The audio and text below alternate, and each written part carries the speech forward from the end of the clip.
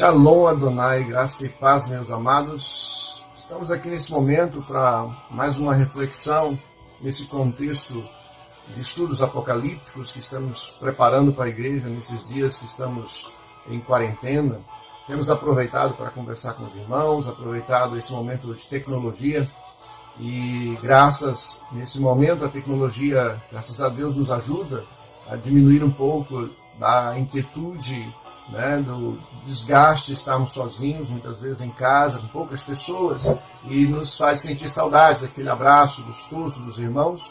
Então, nesse momento, quando eu trago a palavra, eu queria falar exatamente sobre essa questão dessa necessidade que nós temos, muitos de nós, estarmos unidos, de estarmos próximos um do outro, de darmos um abraço, de vermos o irmão, de tocarmos, pegarmos nas mãos, a necessidade social, necessidade da sociabilidade que o ser humano tem, e que nós cristãos somos extremamente fortes nisso, de passar essa empatia, de transferir amor. Às vezes um abraço cura, um abraço restaura, uma palavra de convicção, a palavra de amor restaura e cura vidas. Imagine a palavra de Deus. E nessa manhã eu quero compartilhar, nessa hora com você, sobre os corpos dos que serão transformados ou ressuscitados logo após o arrebatamento, ou neste período. Algumas dúvidas ainda ecoam, mas a palavra deixa claro que haverá nesse momento do arrebatamento também a transformação de pessoas, ou seja, a ressurreição acontecerá. E aqui eu quero chamar a atenção para você um texto, quando Jesus nos fala no seu Evangelho de João, capítulo 6, verso 39 a 40, e diz assim, e a vontade de quem me enviou é esta, está falando de Deus, que nenhum eu perca de todos os que me deu, pelo contrário, eu o ressuscitarei no último dia. De fato, a vontade de meu Pai é que todo homem que vi o Filho e nele crê, tenha a vida eterna, e eu o ressuscitarei no último dia. Bem, meus queridos, aqui nós entendemos à luz daquilo que temos estudado, principalmente de algumas considerações pré-tribulacionistas, que a verdade é que quando acontece o arrebatamento, nós já dissemos no estudo anterior, que a igreja sobe e o Espírito Santo de Deus, evidentemente, que habita em nós, ele continua agindo na terra porque ele é Deus, e ele continua trabalhando, continua agindo nas pessoas que ficaram, levando arrependimento, levando muita dor ao mesmo tempo por conta da consciência de cada pessoa que esteve na vida, no dia a dia, na vida cristã, que esteve na igreja, mas que não comprometeu-se com o Senhor, que não esteve preparado para esse arrebatamento. Muitos amigos do Evangelho, muitas pessoas que a gente considera pessoas que não faltavam nada, a não ser uma decisão pessoal, um compromisso com Jesus, uma convicção verdadeira. Muitas pessoas que confessaram Jesus, mas não levaram adiante, que desvaneceram, que desanimaram. Essas pessoas ficarão aqui e serão tratadas pelo Espírito Santo de forma normal, mas terão um outro caminho, uma outra jornada, passar pela grande tribulação e assim passar por grandes sofrimentos que Jesus e Deus gostaria que nós não passássemos. Não é projeto dele que isso aconteça, mas é necessário que aconteça. Quando Jesus fala aqui de que aquele que o enviou está falando de Deus, e Deus, então, no seu propósito eterno, tem o desejo que nós sejamos transformados como Jesus. É curioso que nós vamos falar aqui um pouquinho rapidamente sobre essas questões tão importantes que envolvem essa ressurreição.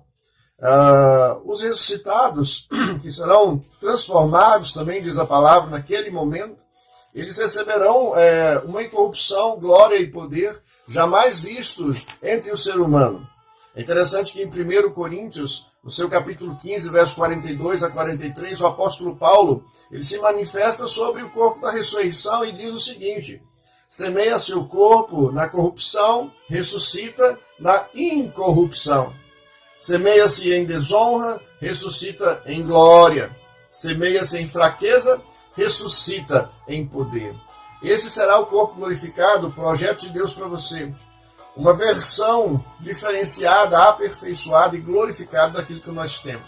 Hoje nosso corpo, além de como um ser humano geral, corpo, alma e espírito, estamos de alguma forma corrompidos pelo pecado, sermos, mesmo que não, crente praticante não é escravo do pecado, mas como diz Paulo, é como se fosse um espinho que o tempo inteiro nos provoca, é uma guerra constante interior entre o que eu devo fazer, o que eu não devo, por que agir assim, por que não agir, como eu faço para cumprir o propósito de Deus. Imagine esse conflito no aspecto da alma, no aspecto do espírito, da subjetividade, mas muito mais ainda, imagine os problemas que nós enfrentamos hoje na modernidade.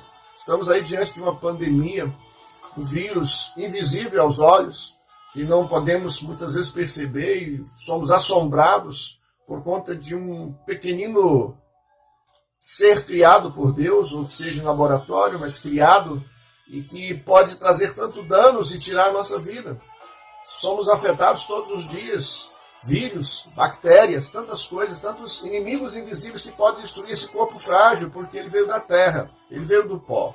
Mas a Bíblia diz que o nosso corpo novo, glorificado, ele será ressuscitado em incorrupção. Então, naquele momento, nós teremos dois acontecimentos: a ressurreição dos que morreram em Cristo e a transformação dos que serão arrebatados. Ninguém vai permanecer da mesma forma, serão preparados, serão glorificados para que possam comparecer diante do tribunal de Cristo para a grande ceia. E nesse corpo glorificado, as enfermidades e a morte permanecerão para sempre no passado. Nunca mais precisaremos nos preocupar com essa enfermidade ou com a morte. Afinal, o ser humano foi criado para viver eternamente ao lado de Deus e não para morrer e ser enterrado. Nosso corpo, no entanto, será totalmente magnífico. Não haverá nele nada de desonra. Ele nunca envelhecerá, nunca entrará em declínio, nem morrerá. Nosso corpo nunca mais será sepultado. Que coisa linda, que verdade gloriosa. É curioso também nós notarmos, nosso corpo será dotado de forças como o do nosso Senhor Jesus Cristo.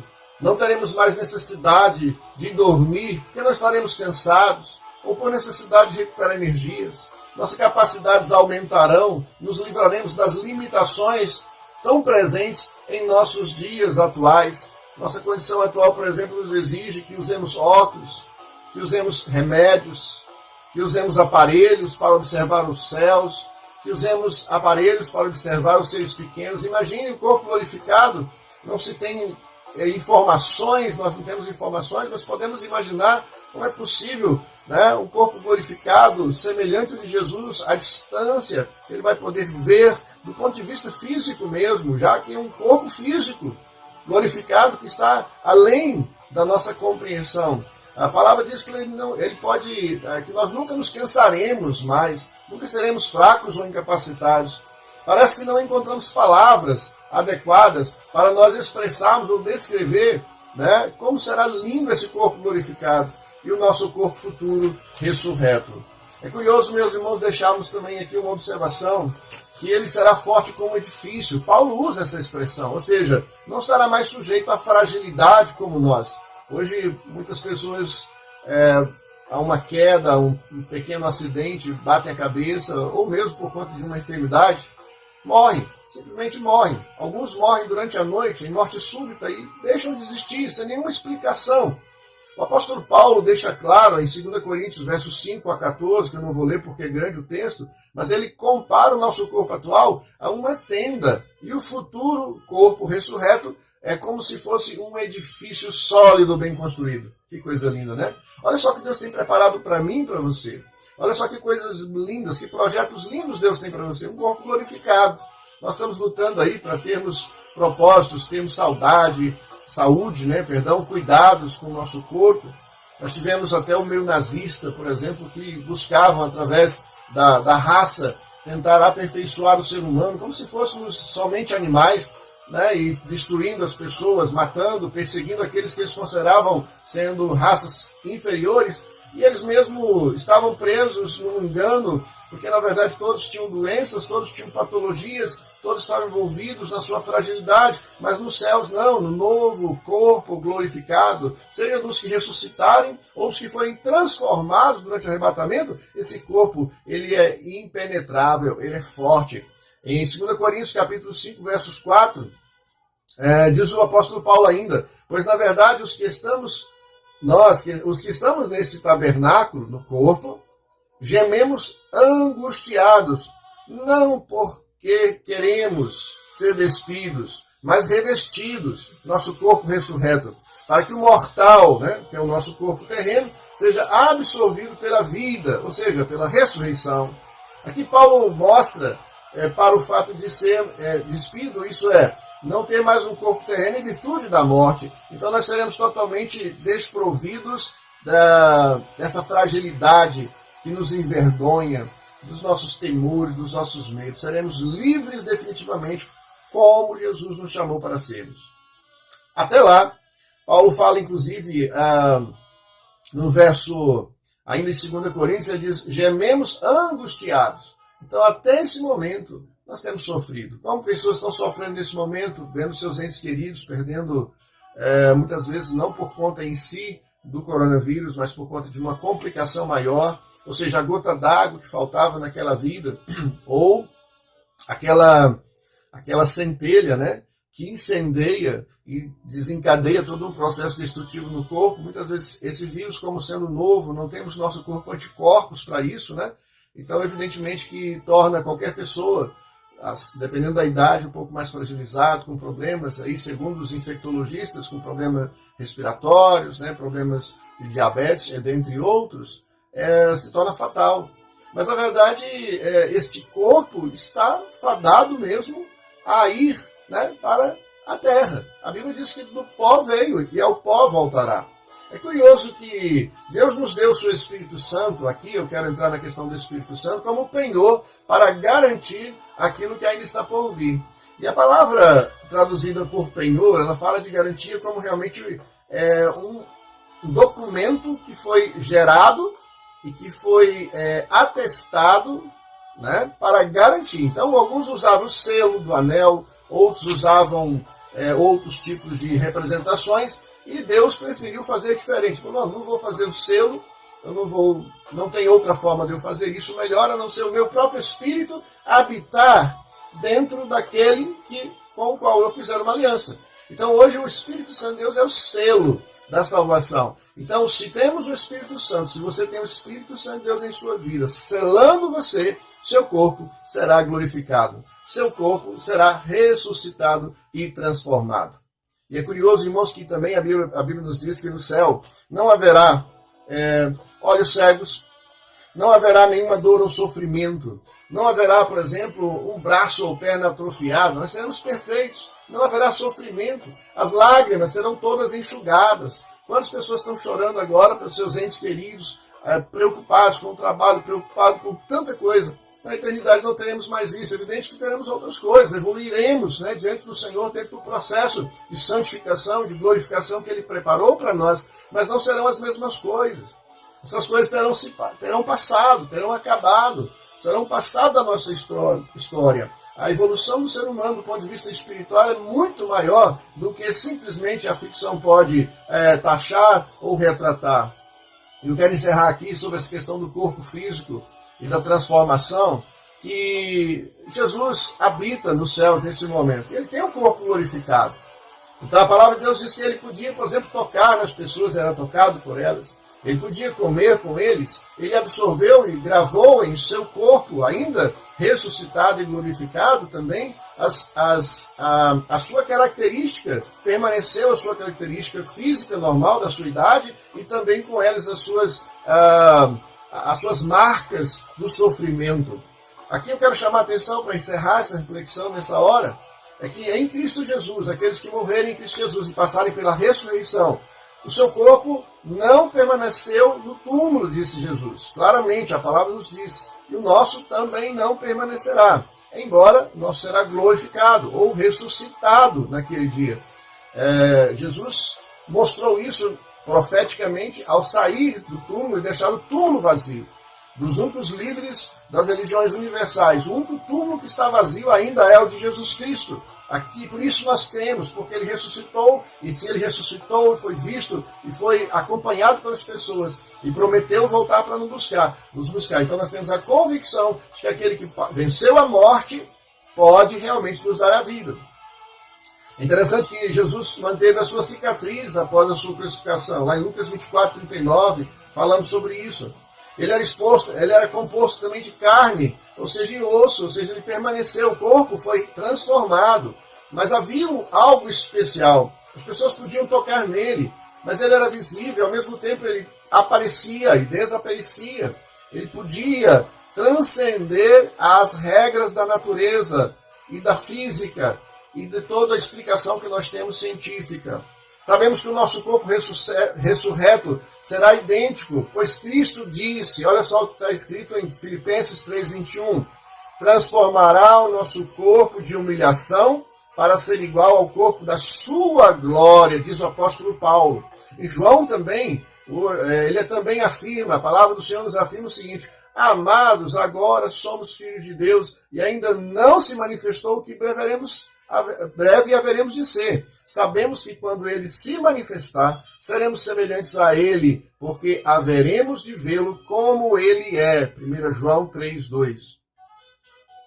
Esses corpos aperfeiçoados e glorificados serão realmente impressionantes.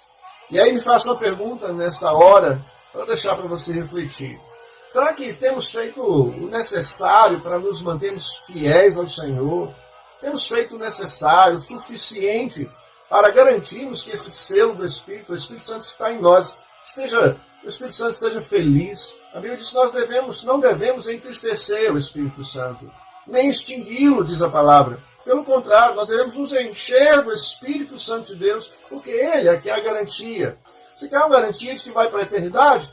É preciso que tenha o Espírito Santo de Deus, o selo, na sua vida. Você quer uma garantia de que viverá eternamente com Cristo, de que esse Evangelho permanece em você e você pode confiar em Cristo Jesus e por meio de Cristo Jesus, receba-o.